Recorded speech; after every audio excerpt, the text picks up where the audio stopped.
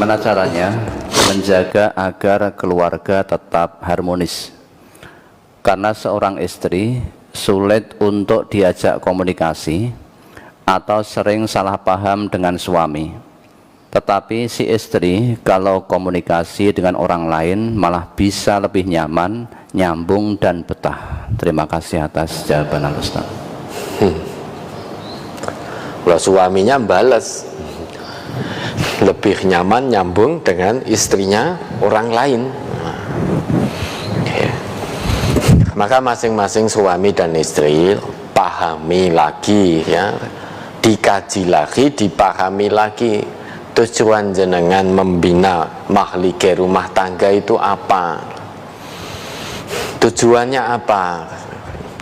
Kalau tidak memahami tujuan berumah tangga menurut Islam, ya tentu tidak akan ada hubungan yang harmonis.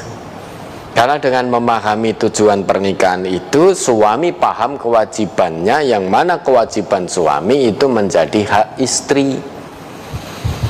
Dengan memahami tujuan pernikahan, maka istri memahami kewajiban istri terhadap suami, di mana kewajiban istri itu merupakan hak suami, termasuk istri itu ya, punya kewajiban kalau dipandang, dilihat suaminya itu menyenangkan. Maka seorang istri jangan sampai kalau dilihat orang lain malah tampak menyenangkan, tampak menarik, karena dandannya begitu luar biasa, wanginya begitu luar biasa. Kalau mau ke mall, mau jagong, mau blonjo, mau ini ya, dandannya luar biasa, pakaian dan jilbabnya cari yang matching. Setelah itu pakai wangi-wangian, pakai merah-merah di bibirnya ya, terus pakai bedak, wis ngono ditambahi abang-abang. Apa boleh? Boleh kalau itu di depan suami juga seperti itu. Nah ini terbolak-balik.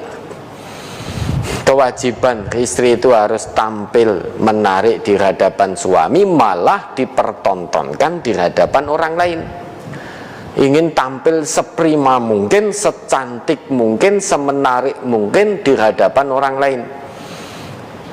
Kalau di hadapan suaminya, wes kelumbrak-kelumbruk kaya kemul,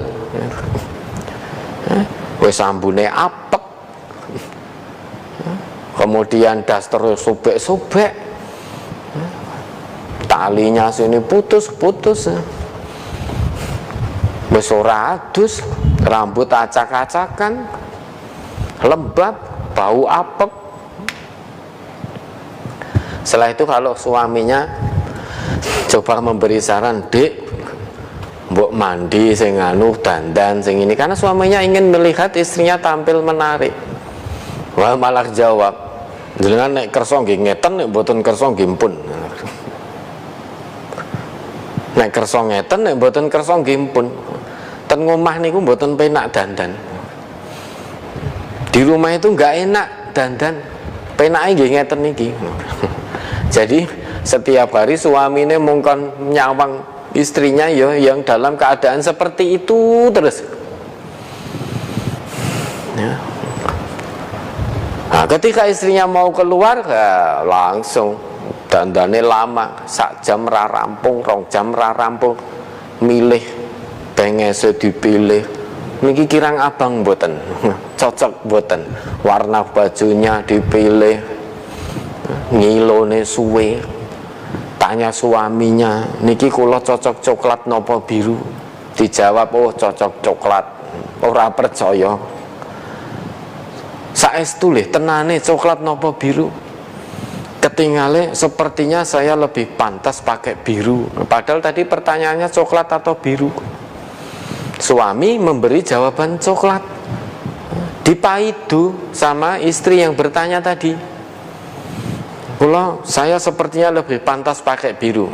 Akhirnya suami mengiyakan, "Oh iya, pakai biru juga pantas." Loh, niki yang betul yang mana kok jenengan berubah-ubah, coklat apa biru?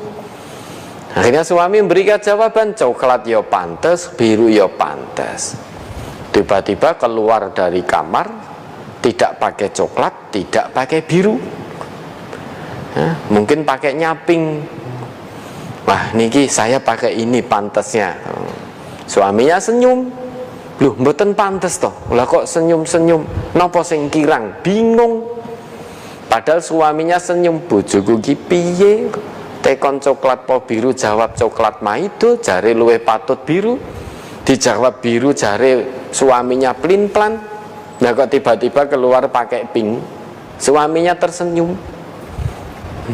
Nah itulah perempuan ya, perempuan itu tercipta laksana tulang rusuk yang bengkok. Itu kata Nabi kita, man kana yu'minu billahi wal yaumil akhir idza syahida amran falyatakallam bi khair aw liyaskut wastausu bin nisa'i. Barang siapa yang beriman kepada Allah dan hari akhir, apabila dia menemukan atau menemui satu perkara, hendaknya dia berkata baik, kalau tidak bisa maka diam. Wastausu bin nisa, nasihatilah para istrimu. Fa innal mar'ata khuliqat min dila', karena sesungguhnya wanita atau istri itu tercipta dari tulang rusuk. Wa inna a'waja syai'in fid dila'i a'lahu, dan sesungguhnya sebengkok-bengkok tulang rusuk itu yang paling atas. Fa in dhahabta tuqimuhu kasartahu, kalau kamu para suami ingin meluruskan yang bengkok tadi dengan kekerasan, dengan kekasaran, hal yang kasar, maka kasar tahu, kamu akan mematahkannya. Wa in taraktahu lam yazal a'waja, tetapi kalau kamu tetap membiarkan, tidak mau memberi nasihat pada istri, maka dia akan tetap bengkok. Ya. Istausu bin nisa'i khaira. Nah, untuk meluruskan rusuk yang bengkok tadi, maka dengan nasihat-nasihat yang baik. Nasihat yang baik berarti sesuai dengan Quran, sesuai dengan sunnah. Penyampaiannya pun juga sesuai dengan Quran, sesuai dengan sunnah. Tidak dengan kata-kata kasar, tidak dengan kata-kata yang menyakitkan, tidak dengan cacian, tidak dengan makian, apalagi sampai dengan kekerasan fisik. Bukan itu cara meluruskan rusuk yang bengkok tadi, yaitu dengan kebaikan, nasihat-nasihat kebaikan, penuh dengan kelembutan, penuh dengan kasih sayang. Ud'u ila sabili rabbika bil hikmah wal mau'izatil hasanah, dengan penuh kelembutan dan kasih sayang. Ini untuk para suami.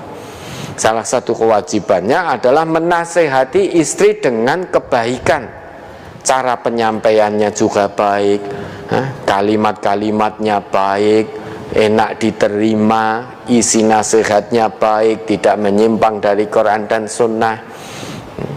Penyampaiannya tidak menyakitkan hati, tidak ada kekerasan baik fisik maupun hatinya.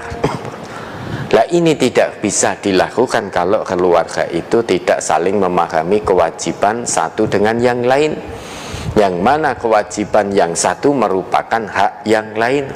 Maka ingat kembali tujuan dari pernikahan itu, Ar-Rum ayat 21. Enggak diingat kembali satu. Surat Ar-Rum nomor surat 30 ayat 21. Wa min ayatihi an khalaqalakum min anfusikum azwajan litaskunu ilaiha wa ja'ala bainakum mawaddatan wa rahmah inna fi dzalika laayatil liqaumin yatafakkarun. Dan di antara tanda-tanda kekuasaannya ialah dia menciptakan untukmu istri-istri dari jenismu sendiri, supaya kamu cenderung dan merasa tentram kepadanya, dan dijadikannya di antaramu rasa kasih dan sayang. Sesungguhnya pada yang demikian itu benar-benar terdapat tanda-tanda bagi kaum yang berpikir. Tujuan pernikahan itu sakinah, mawaddah, warahmah, keluarga samara. Kemarin sudah disampaikan Ustadz Ghazali di kajian pemuda itu. Dan beliau berjanji akan menjelaskan secara detail itu ya, di pertemuan berikutnya. Maka pertemuan berikutnya ini pemuda MTA ini ya, nanti beliau lagi yang memberikan isiannya biar tuntas sekalian ya, biar tuntas. Maka tujuan pernikahan itu sakinah, litas kunu ilaiha, tentram, tenang, sakinah ya, sukun. Sukun itu mati, mati itu tenang, sehingga tidak ada cekcok dalam rumah tangga. Kalaupun ada cekcok maka bisa segera diselesaikan. Jadi baik suami maupun istri saling memberikan rasa tenang, tidak mengungkit-ungkit kesalahan, tidak mengungkit-ungkit masa lalu, tidak membanding-bandingkan dengan suami tetangganya, suami orang lain, dan juga tidak membanding-bandingkan dengan istri orang lain. Bagaimana Siti Khadijah memberikan ketenangan kepada Rasulullah Sallallahu Alaihi Wasallam saat beliau pertama kali menerima wahyu, gemetar tubuh beliau, keringat keluar deras, sak gerontol-gerontol, ketakutan, sampai bertemu dengan istri beliau Siti Khadijah, diselimuti oleh Siti Khadijah, dipeluk, sehingga Nabi merasakan ketenangan luar biasa. Begitu pula suami pulang kerja, banyak masalah di rumah, istri di rumah jangan nambah-nambahi masalah ya. Istri di rumah lakukan kewajibannya sebagai istri. Apa kesukaan suami? Biasanya kalau lelah pulang kerja itu suami suka minum apa? Misalkan teh panas atau kopi panas, sudah buatkan tanpa diminta. Kemudian siapkan, kalau memang hobinya air hangat, siapkan air hangat untuk suami membersihkan diri. Sehingga masalah yang ada di tempat kerja begitu masuk rumah itu hilang. Jadi masalah di tempat kerja ditinggal di tempat kerja, tidak dibawa masuk ke rumah. Ini suami juga harus bijaksana. Kalau masalah ada di tempat kerja di luar rumah, maka jangan bawa masuk ke rumah, maka tinggalkan di tempat kerja.